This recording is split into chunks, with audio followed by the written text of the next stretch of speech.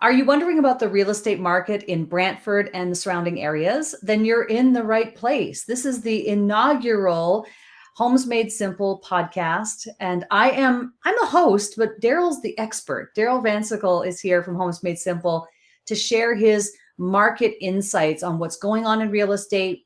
And we're really going to break it down for you in three key insights that he's going to share with us today. So Daryl, this is exciting. This is the first episode of Homes Made Simple.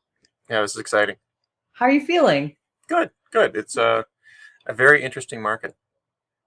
Well, and that's the reason why we're having this conversation, because there's so much that has changed, right? We're here, it's like moving into September 2022 as of having this conversation. So we really want to dive into some market insights. And I'd love to start with a conversation around the routine, right? The routine changes. September comes and we're moving out of the summer mode into school mode, and that has an impact on the market. And explain to us what kind of impact that has. So generally during the year, you've got slow periods. There's two major slow periods as far as what we generally see in real estate. End of August is the second slowest time of year, behind only December and Christmas. Generally, the reason for that is everyone's either trying to get in their holiday or getting their kids ready for school. So they have all the back to school shopping, the preparation, the shoes, the lunch bags, the clothes, getting everything all organized. And their focus is, they might be thinking about houses, but there's too many other things in the way right now. So that's normally why we see a slowdown quite at the end. Yeah, so it's like a buying rebound starts to happen, right? When September rolls around. Is this like clockwork? Do you see this every single year? It's actually surprising how much it changes. It's literally the day the kids go back to school, it's like a light switch. It turns back on. This year is going to be very interesting to see what happens. I do think that you're going to see a big jump in activity. I don't necessarily think you're going to see a jump in price, but just probably more transactions happening than you did in the last month. Well, for sure in August, I think you're going to see a big jump in that. But if nothing changed and everything stayed exactly as it is right now, I think you would just see a lot more transactions happening, possibly more listings too. Just back to school. Let's get ready, put the house up, and go see what happens. So more transactions, both buying and selling. So how does that impact, let's say, people who are considering getting into the market to buy or sell right now? They're thinking about that for September. What impact, or what is it that they need to know as they go into the market into September? So right now, the actual inventory, the number of active listings has come down a little bit, which is a bit surprising. When I look back at it, you're seeing a lot of people where they're putting their house up, expecting to get prices that they would have gotten 2 months ago, but the way the market's been going, it's been steadily declining since March. So they put their house up expecting, say 650, and now the market's six, and they'll put it up for a couple weeks and they'll take it down. So I think that's part of it. We have a lot of people just saying, it didn't sell for what I thought it would, so let's just pull it back and just wait. So does that mean that there could potentially be a flood of people who've kind of put the brakes on selling their home, and then they're kind of coming back in September? Yeah, because people are pulling their houses off. I mean, the inventory is a lot better than it was beginning of the year. I mean, the beginning of the year we had 10 houses, which is unheard of. It's nothing. It's basically zero. We're at about 260. So that's a decent number of houses, but if suddenly a bunch of people jump in to buy and you don't have that volume of new listings coming on, then all of a sudden you could potentially see prices come up a little bit. If it does go up, do I see it being long term? Not without something else changing. For example, the interest rates, particularly. If it doesn't change, I don't see that lasting. Right. So what we're taking away from the first point here is that there will be a buying rebound, and this happens cyclically, in cycles. I don't know if that's a word. I just made something up, but it happens in cycles, and that you see this repeatedly happening pretty much every September. Yeah. The only real difference we've seen, say, between the 2020 and 21 frenzy, we even going back as far as 2018, 2016, was normally your market would start at a temperature, right? So when you'd have that first week in the summer or the spring where you go out in your t-shirt, that's when people would normally start to buy. That hasn't been the case the last couple of years. The last couple of years, literally January 1st, it's almost as though people said, you know what, I'm going to beat the market. But the entire market was saying the exact same thing. So January 1st, and it would just take off. It would go through, you would get a little bit of a lull, like down in August, it would drop off a bit. September 1st, bang, right back on. So this year, I'm not expecting any change in that. I think you're going to see a lot more people come out and look because prices are significantly better than they were a few months ago. Yeah, I'd love to really move into the next point on this conversation about your market insights and how things are looking in the Brantford and surrounding areas for real estate. And in terms of, you mentioned just a moment ago some price points of buying, homes. What is the average, selling price right now in Brantford? What does that look like at this moment? I believe the average sale price is around 680. It's August numbers are going to be deceiving. So February was the high, and then March, April, May, June, July, each month dropped about 34,000 average. So the average house in Brantford was losing about $1,000 a day.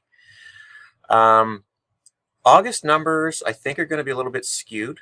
I think you're going to see if you dig deep, there was a couple transactions that were unusually high and quite surprising considering what has been happening in the market in general. So expect a bit of a blip. If you look at every market around us, or almost basically Ontario, they're all saying the exact same thing. It's a steady decline month over month. We haven't really seen any year over year declines, but that'll probably start August. And you're probably going to see as we move forward, um, September, August, November, you're going to start seeing more negative year over year. And when January and February hits, you're going to start seeing some very, very large numbers of price drop. Some people are saying, "Oh, this is just temporary. The market's going to bounce back." What say you about that? I would say that right now, probably the main reason you're seeing prices drop is just people don't have the money through financing to get it. So when you were applying for a rate, because it's all debt service ratio, your monthly payment, well, your monthly payment at, let's say, 2%, which for the last 2 years is high almost for a 5 year. Well, now, as of right now, we're over five. And there's a big difference in what you can afford monthly between 2 and 5.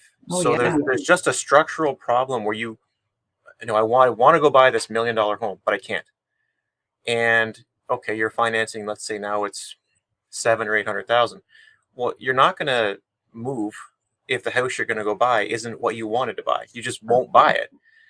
So that's the biggest problem. When people talk about a bounce back in January and February, unless something drastic happens with the rates, I just don't see that happening. It's really up in the air. They see what's happening to the housing market, but at the same time, the Bank of Canada's job is not the housing market. It's nowhere in their responsibility to look after that. Their only job is inflation and Canadian dollar, basically. And with inflation at highs, their hands are tied. And the crazy thing is, if you look at what our July numbers were for inflation, the headline figures show that the numbers came down. But when you pull out gas, everything went up. So it's Mm. very deceiving. So everything that they're seeing is saying the same thing, that it needs to go up. Definitely not down. Yeah, it's way too soon to see that. I mean, Yeah. that could be, couldn't that, is that it? Are we talking, it could be years from now, couldn't it? Most things I've read have talked about expecting to be up higher about 3 years. Yeah. By the time you've Mhm. gone through 3 years, you'll have fully impacted the system. Yeah. And generally, it's always reactive. It's just the way it is because they can only go off numbers that were, like, they can only go off what happened, and then they're always kind of playing catch up. It's just the nature of it. So when they do go to move rates, it'll already technically be too late because they don't know the numbers until they get them. But some guys are saying maybe they're going to go down in 12 months. I don't see how that could happen, but I, Crazier I would things I would say happen. plan on 3 years, and if I'm wrong, you're going to be doing well because you can always refinance, you can do all kinds of stuff, but plan on three. Another thing that has been spoken about so much, especially earlier this year, was the supply chain. and how that has impacted all kinds of industries, including construction. So I'd love for you to kind of fill us in on what's happening with new builds, any updates there or trends that you're seeing for fall. Uh, Anyone who's tried to build a deck, finish their basement, they know that it's really, really hard to find contractors. The price for builders to build the houses has skyrocketed. I think it's almost doubled. Um, on top of that, you have a lot of builders who've built houses and now they need to close on those. So they need to make sure all this stuff that was bought at record high prices closes. They're not all going to close. There's going to be some issues. How they're going to deal with that, I don't know. From what I understand, or just talking to different builders or suppliers of builders, some of the builders have just not been selling anything. Some not voluntarily, just people aren't buying, and other ones they're going to stop selling and just give it a bit of time to let the market sort itself out, so they know what price point they can sell the houses at.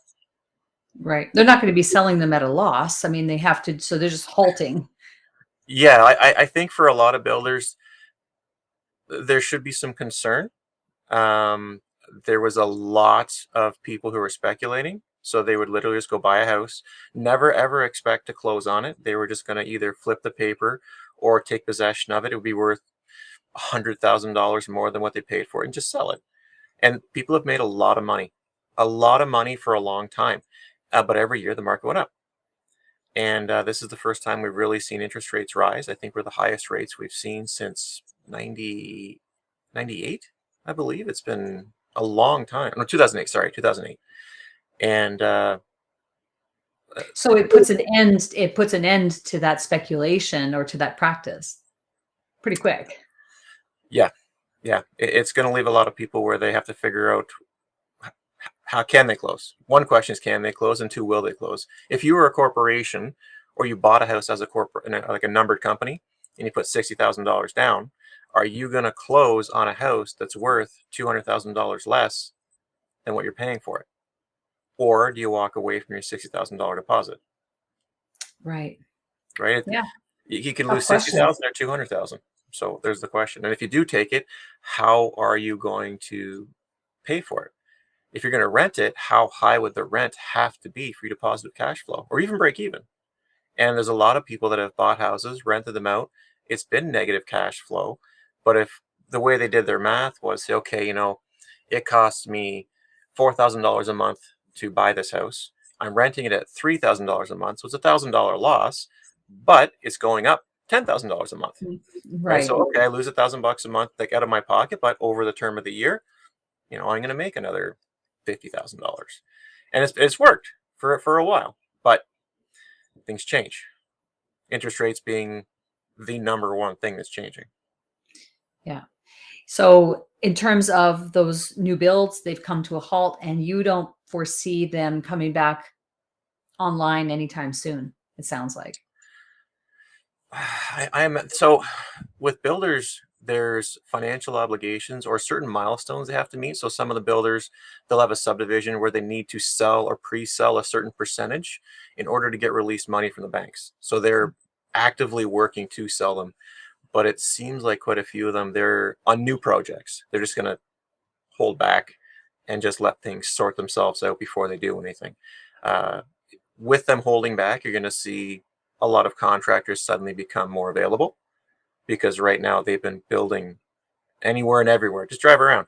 Anywhere you can put a house, they've got a subdivision going up. So as those get completed, hopefully you'll have more people that are able to come out and actually do work for other people if they wanted it. So, and then that potentially could bring down the cost of building. Yeah. Could. Well, you said something very poignant just a few minutes ago, which is that the things are always changing. Things are always changing. And that's what I think is so intriguing and interesting about your industry and real estate. And obviously, you love it. That's why you're a realtor and why you're a real estate professional. And it's homesmadesimple.ca. And obviously you run that with your wife, Jessica. And it's great to be embarking on a project like this podcast, to be able to really dig into the insights that are in your brain, all of that expertise, and bring it out into the forefront on Homes Made Simple. So No, this has been great, Daryl. Thank you so much for sharing your insights on the market, how it stands now, what we can foresee in the near future. And for those who are listening, watching, please be sure to follow the show. We're going to have more episodes like these coming up in the near future. Thanks so much, Daryl. Oh, thank you.